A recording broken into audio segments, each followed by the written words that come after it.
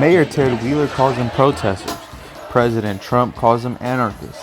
The nation has its eyes on Portland as the nightly clashes between demonstrators and federal officers have become the new norm in Portland. Over 50 consecutive nights of riot and civil unrest have taken place in the Rose City and are set to continue with no clear ending in sight. I have spent 2 weekends in Portland covering the civil unrest and the ongoing riots and wanted to give you an inside look from the ground. One Portland resident compared the situation to a war zone. Last night was what made me get up this morning and say, hey, I'm going to do something, because last night sounded just like I was in Mosul, Iraq, right? So if you had your eyes closed and you sounds like you're in a war zone in your city, like, when is this shit going to stop? And many residents are asking the same question. When is this going to stop?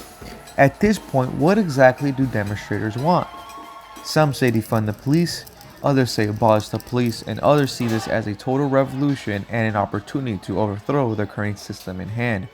The problem here is that these demonstrators have continued to show that they are not peaceful, and the crowd has shown night after night they are willing to clash with federal officers, even if it means being arrested. In my short time reporting on the ground, I have seen a federal officer being struck in the head by a hammer, a protester shot in the head by a less lethal round by a federal officer that had to be hospitalized, and over the weekend, rioters broke into the Portland Police Association building and set it on fire. Residents are asking the mayor to restore law and order now.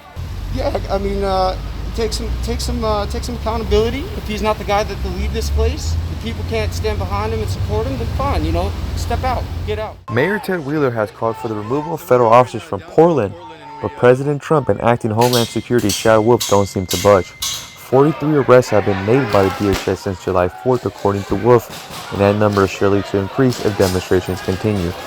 In my time reporting in Portland, every night the crowd would vandalize and attack the federal courthouse, which would then call for a response from the federal officers to clear the crowd from the federal property with crowd control munitions, as seen here.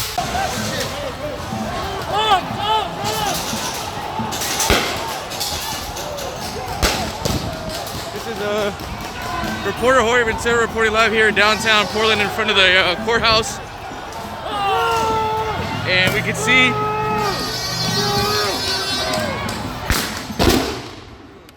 flashbang grenades being used on the crowd. And I can you start to smell a bit of tear gas now. Thank you. We're approaching midnight here, 9:52 of riots and civil unrest in Portland. And the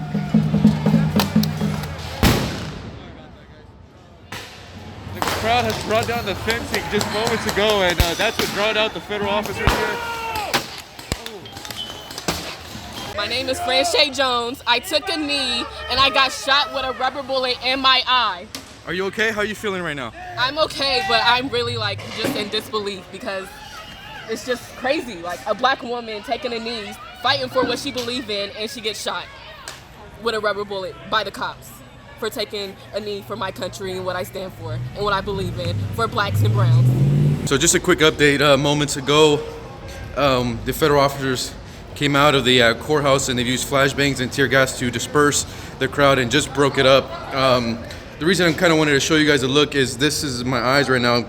I got tear gas really bad and I had to get out of this situation. So I'm gonna get some water, take a quick second, and go back in there and see what was going on. But the crowd brought down the whole fencing around the perimeter of the in front of the federal courthouse. They stacked that fencing on the federal courthouse doors.